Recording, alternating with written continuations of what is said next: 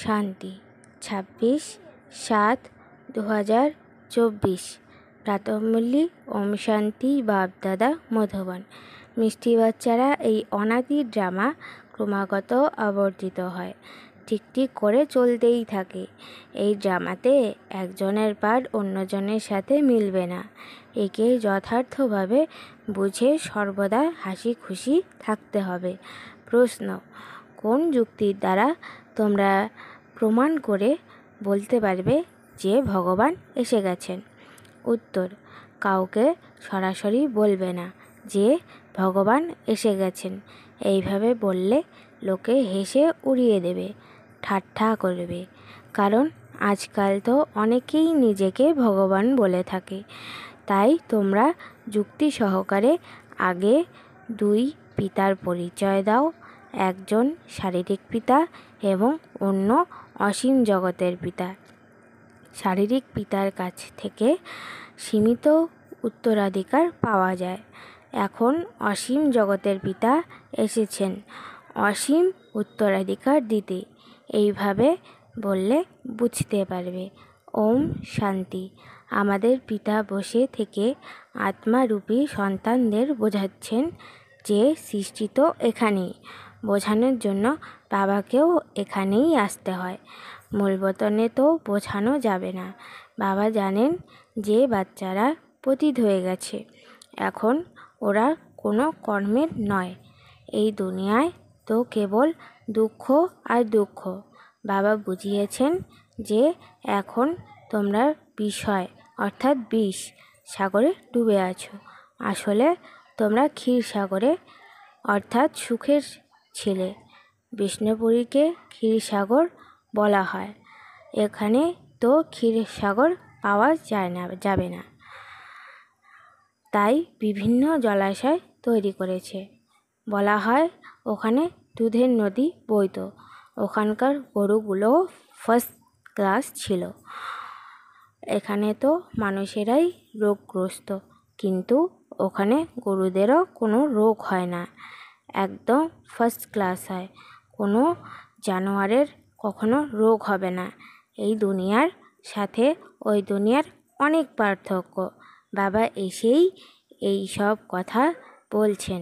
দুনিয়ায় আর কেউ এই সব জানে না। তোমরা জানো যে এটা হলো পুরুষোত্তম সঙ্গম যুগ। এই যুগেই বাবা এসে সবাইকে ফেরত নিয়ে যান। বাবা বলছেন, আমার যত সন্তান রয়েছে তাদের কেউ আল্লাহ, কেউ গড, কেউ ভগবানকে স্মরণ করে। আমার অনেক নাম রেখে দিয়েছে। ভালো খারাপ যা ইচ্ছে হয়েছে তাই রেখে দিয়েছে। তোমরা বাচ্চারা জানো যে বাবা এসেছেন। দুনিয়ার মানুষ তো এইসব বুঝবে না। সেই বুঝবে যে 5000 বছর আগে বুঝেছিল। সেই জন্যেই বলা হয় কোটির মধ্যে কেউ, তার মধ্যে কেউ। আমি কে, আমি কেমন, আমি বাচ্চাদেরকে কি শিক্ষা দিই, এইসব কেবল তোমরা বাচ্চারাই জানো, অন্য কেউ বুঝবে না। এটাই তোমরা জানো যে তোমাদেরকে কোনো সাকার শরীরধারী পড়াচ্ছেন না। যিনি পড়াচ্ছেন তিনি নিরাকার। মানুষের সংশয় তো হবেই, নিরাকার তো উপরে থাকেন, তিনি কিভাবে পড়াবেন? তোমরা নিরাকার আত্মারাও উপরেই থাকো, তারপর এই আসনে এসে বসো। এই আসনটি বিনাশী, কিন্তু আত্মা অকাল অর্থাৎ অবিনাশী। আত্মার কখনো মৃত্যু হয় না, কেবল শরীরের মৃত্যু হয়। এটাই হলো চৈতন্য আসন। অমৃত স্বরে অকাল অখণ্ড রয়েছে। ওটাই তো কাঠের তৈরি আসন। ওরা তো বেচারা জানেই না যে আসলে আত্মাই হলো অকাল, যাকে কখনো কাল গ্রাস করে না। অকাল মূর্তি আত্মা একটা শরীর ত্যাগ করে অন্য শরীর ধারণ করে। তার তো একটা রথ প্রয়োজন। সেই রকম যিনি নিরাকার পিতা, তারও একটা মানব রথের প্রয়োজন। কারণ বাবা হলেন জ্ঞানের সাগর, জ্ঞানেশ্বর। এখন তো অনেকেই জ্ঞানেশ্বর নাম রেখে দেয়, নিজেকেই ঈশ্বর মনে করে, ভক্তি শাস্ত্রের বিভিন্ন কথা শোনায়, নাম রাখে জ্ঞানেশ্বর, অর্থাৎ জ্ঞানদাতা ঈশ্বর। কিন্তু জ্ঞান দেওয়ার জন্য জ্ঞানের সাগরের প্রয়োজন, তাকেই গডফাদার বলা হয়। এখানে তো অনেকেই ভগবান নামে পরিচিত। যখন অনেক ধর্মগ্লানি হয়, মানুষ খুব গরিব আর দুঃখী হয়ে যায়, তখনই বাবা আসেন।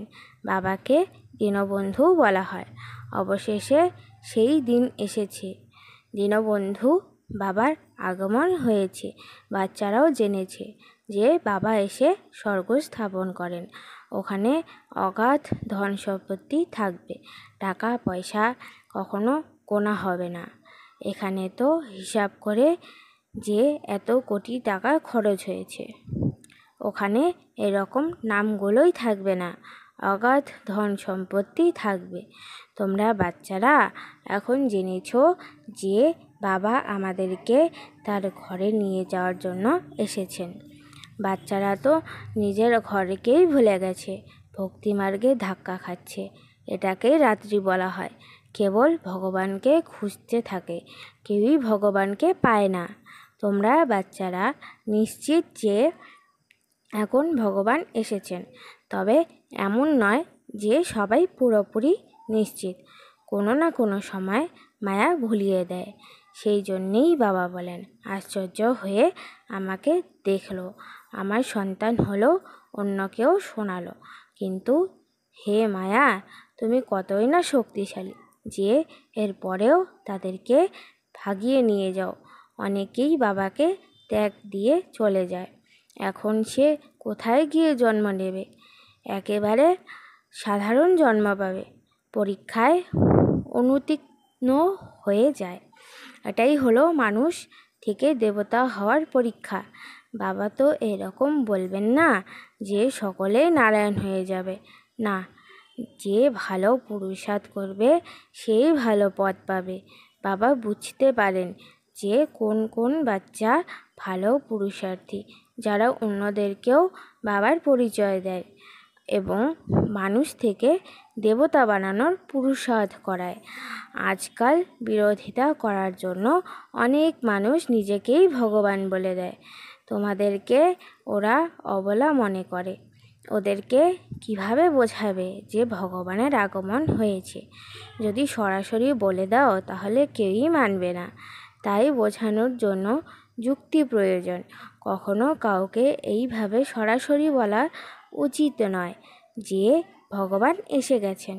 ওদেরকে বোঝাতে হবে আপনার দুই পিতা রয়েছেন, একজন হলেন পারলৌকিক বা অসীম জগতের পিতা এবং অন্যজন হলেন লৌকিক অর্থাৎ শারীরিক পিতা। খুব ভালোভাবে পরিচয় দিতে হবে, যাতে যে কেউ বুঝতে পারে যে এরা তো ঠিক কথাই বলছে। অসীম জগতের পিতার কাছ থেকে কিভাবে উত্তরাধিকার পাওয়া যাবে সেটাই কেউই জানে না। বাবার কাছ থেকেই উত্তরাধিকার পাওয়া যায়। কেউ কখনো এইরকম বলবে না যে প্রত্যেক মানুষের দুজন পিতা আছেন। তোমরা এটা যুক্তি সহকারে বলছো।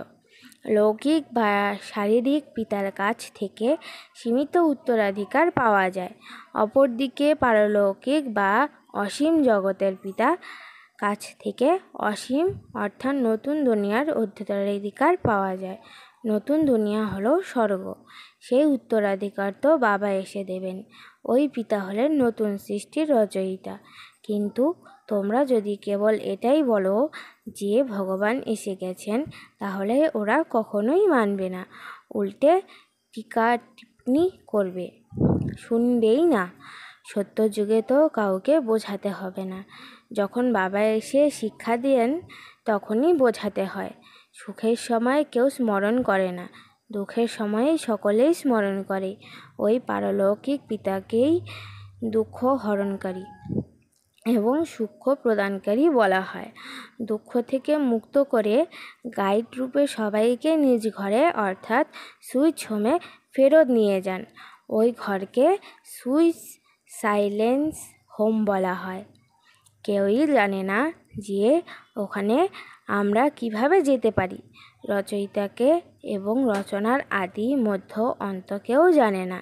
তোমরা জানো যে বাবা আমাদেরকে নির্বাণ ধামে নিয়ে যাওয়ার জন্য এসেছেন।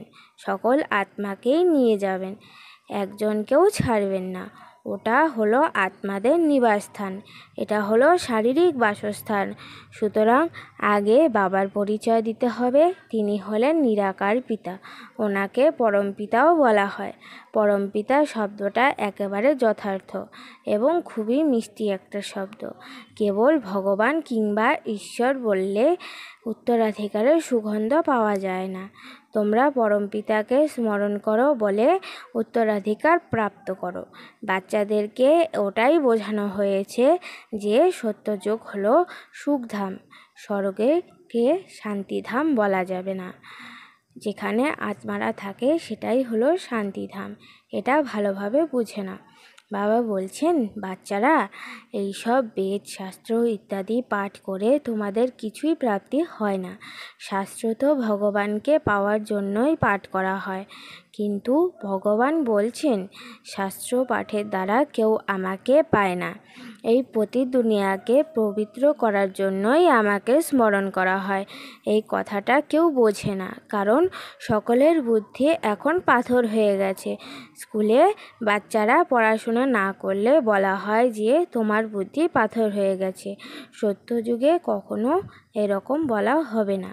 পরমপিতা অর্থাৎ যিনি অসীম জগতের পিতা, তিনি বুদ্ধিকে পরশম বানিয়ে দেন। এখন তোমরা বাবার সাথে রয়েছ, তাই তোমাদের বুদ্ধি এখন পরশম। এরপর সত্যযুগে এক জন্ম পরেও সামান্যতম পরিবর্তন অবশ্যই হবে। এইভাবে 1250 বছর পরে 2 কলা কমে যায়। 1250 বছরের প্রতি সেকেন্ডেই একটু একটু করে কলা কমতে থাকে। এখন তোমাদের জীবন একেবারে পারফেক্ট হওয়া উচিত, কারণ তোমরা এখন বাবার মতোই জ্ঞানের সাগর, সুখ শান্তির সাগর হয়েছ। সকল উত্তরাধিকার তোমরাই প্রাপ্ত করো। বাবা তো উত্তরাধিকার দেওয়ার জন্যই আসেন। প্রথমে তোমরা শান্তিধামে যাও, তারপর সুখধামে যাও। শান্তিধামে তো কেবল শান্তি আর শান্তি। এরপর যখন সুখধামে যাও, তখন ওখানেই বিন্দুমাত্র অশান্তি থাকবে না। এরপর আবার অধঃপতন শুরু হয়। প্রত্যেক মিনিটে তোমরা একটু একটু করে নিচে নামো। নতুন দুনিয়া ধীরে ধীরে পুরাতন হতে থাকে। সেই জন্যেই বাবা বলেছিলেন, হিসাব করে দেখো যে 5000 বছরে কত মাস কত ঘন্টা হয়। তখন মানুষ আশ্চর্য হয়ে যাবে। এই হিসেবটা তো বলে দেওয়া হয়েছে। একেবারে অ্যাকুরেট হিসাব লিখতে হবে। এক্ষেত্রে কখনোই সামান্যতম কম বেশিও হয় না। এই প্রতি মিনিটে টিক টিক করে এগিয়ে যায়। গোটা রিলটাই রিপিট হয়। একদিকে আবর্তিত হতে থাকে, অন্যদিকে রোল হতে থাকে, সেটাই আবার রিপিট হবে। এই বিশাল রোল খুবই ওয়ান্ডারফুল। এটা পরিমাপ করা সম্ভব নয়। টিক টিক করে গোটা দুনিয়ার নাটক চলছে। এক সেকেন্ডের সাথে অন্য সেকেন্ডের কোনো মিল নেই। এইভাবেই সৃষ্টিচক্র ক্রমাগত আবর্তিত হচ্ছে। ওইগুলো ছোটোখাটো নাটক, আর এটা হলো অসীম জগতের নাটক। আগে তোমরা জানতে না যে এটা একটা অবিনাশী নাটক, যেটা পূর্ব নির্ধারণভাবে পুনরায় নির্মিত হচ্ছে। যেটা হওয়ার ছিল সেটাই হচ্ছে, কিন্তু নতুন নয়। আগে অনেকবার এই নাটকের প্রত্যেকটা সেকেন্ড এইভাবেই রিপিট হয়েছে। এই সব কথা অন্য কেউ বোঝাতে পারবে না।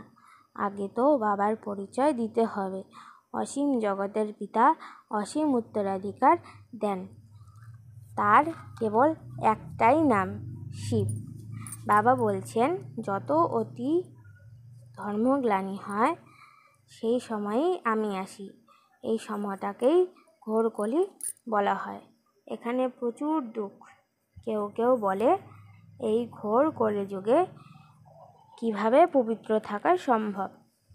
কিন্তু ওরা তো জানেই না যে পবিত্র কে বানায়। বাবা এসেই সঙ্গম যুগে পবিত্র দুনিয়া স্থাপন করেন। ওখানে স্ত্রী পুরুষ উভয়ই পবিত্র থাকে। এখানে দুজনেই অপবিত্র হয়ে গেছে। এই দুনিয়াটাই অপবিত্র দুনিয়া, ওটা হলো পবিত্র দুনিয়া, স্বর্গ বা হেভেন। এটা হলো পতিত দুনিয়া, নরক বা হেল। তোমরা বাচ্চারা পুরুষার্থের ক্রম অনুসারে এইসব বুঝতে পেরেছ। কাউকে বোঝানোর জন্য একটু পরিশ্রম করতে হয়, গরিবরা ঝট করে বুঝে যাবে। দিনে দিনে বৃদ্ধি হচ্ছে, এরপর তো অনেক বড় বাড়ি বানাতে হবে। অনেক বাচ্চারা এখানে আসবে, কারণ বাবা তো কোথাও যাবেন না। আগে কেউ না বললেও বাবা নিজে থেকেই চলে যেতেন। এখন বাচ্চারা এখানে আসবেন, ঠান্ডার মধ্যেও আসতে হয়, তাই প্রোগ্রাম বানাতে হবে। একটা গ্রুপকে আলাদা আলাদা সময়ে আসতে বললে আর ভিড় হবে না। সকলে একসাথে একই সময়ে আসতে পারবে না। বাচ্চারা সংখ্যাও তো বৃদ্ধি হচ্ছে। এখানে বাচ্চারা ছোট ছোট বাড়ি বানাচ্ছেন, ওখানে তো অনেক মহল পাওয়া যাবে। তোমরা বাচ্চারা জানো যে টাকা পয়সা সব মাটিতে মিশে যাবে। অনেকেই গর্ত খুঁড়ে তার মধ্যে ধন সম্পত্তি রেখে দেয়, এরপর হয়তো সেটা চোর নিয়ে যায় অথবা মাটির নিচেই থেকে যায়, যেটা পরে কখনো চাষবাস করার সময় বেরিয়ে আসে। এখন বিনাশের সময় সেই সব চাপা পড়ে যাবে, এরপর ওখানে সব কিছু নতুন পাওয়া যাবে। এমন অনেক রাজপ্রাসাদ রয়েছে যেখানে অনেক কিছু মাটি চাপা দেওয়া আছে। অনেক সময় বড় বড় হিরেও বেরিয়ে আসে, তখন হাজার লক্ষ টাকা আয় হয়ে যায়। তবে এমন নয় যে স্বর্গে তোমরা এইরকম মাটি খুঁড়ে হিরে মানিক বের করবে, না। ওখানে তো সব কিছুর খনি একেবারেই নতুন এবং ভরপুর হয়ে যাবে। এখানকার অনুর্বর জমিতে আর কোনো শক্তি নেই। যে বীজ বপন করা হয় তার মধ্যেও কোনো শক্তি নেই। যত রকমের আবর্জনা এবং অশুদ্ধ জিনিস সব মাটিতে ফেলে দেয়। ওখানে তো অশুদ্ধ জিনিসের নামটাই থাকবে না, সব কিছুই নতুন। কন্যাদের স্বর্গের সাক্ষাৎকার হয়। ওখানকার সৌন্দর্য একেবারে ন্যাচারাল। তোমরা বাচ্চারা এখন সেই দুনিয়ায় যাওয়ার জন্য পুরুষার্থ করছো। আচ্ছা, মিষ্টি মিষ্টি হারানিধি বাচ্চাদের প্রতি মাতা পিতা বাপদাদার স্মরণে স্নেহ সুমন আর সুপ্রভাত। আত্মাদের পিতা আর তার পিতার আত্মারূপী বাচ্চাদেরকে জানাচ্ছেন নমস্কার। ধারণার জন্যে মুখ্য সার। 1. এই সময় বাবার সম্মান সম্পূর্ণ পারফেক্ট হয়ে সম্পূর্ণ উত্তরাধিকার নিতে হবে। বাবার সকল শিক্ষাকে নিজের মধ্যে ধারণ করে ওনার মতো জ্ঞানের সাগর সুখ শান্তির সাগর হতে হয়। 2. বুদ্ধিকে পারস অর্থাৎ পরশ পাথরের মতো বানানোর জন্য পড়াশোনার প্রতি সম্পূর্ণ মনোযোগ দিতে হয়। নিশ্চিত বুদ্ধি হয়ে মানুষ থেকে দেবতা হওয়ার পরীক্ষায় উত্তীর্ণ হতে হবে। বরদান: নিশ্চিত বিষয়ের নেশায় থেকে বাবার পদম গুণ সহায়তা প্রাপ্তকারী মায়াজিৎ হব। বাবার পদম গুণ সহায়তার পাত্র বাচ্চারা মায়ার আক্রমণকে চ্যালেঞ্জ করে যে মায়ার কাজ হলো আশা, আর আমাদের কাজ হলো মায়ার উপরে বিজয় প্রাপ্ত করা। তারা মায়ার ব্যাঘ্র রূপকে পিঁপড়ে মনে করে, কেননা জানে যে এই মায়ার রাজ্য এখন সমাপ্ত হবে। আমরা অনেকবারের বিজয়ী আত্মা, আমাদের বিজয় 100% নিশ্চিত। এই নিশ্চিতের পেশা বাবার পদম গুণ সহায়তার অধিকার প্রাপ্ত করায়। এই নেশার দ্বারা সহজেই মায়াজিত হয়ে যাবে। স্লোগান: সংকল্প শক্তিকে জমা করে স্বপ্রতি এবং বিশ্বের প্রতি এর প্রয়োগ করো। ওম শান্তি।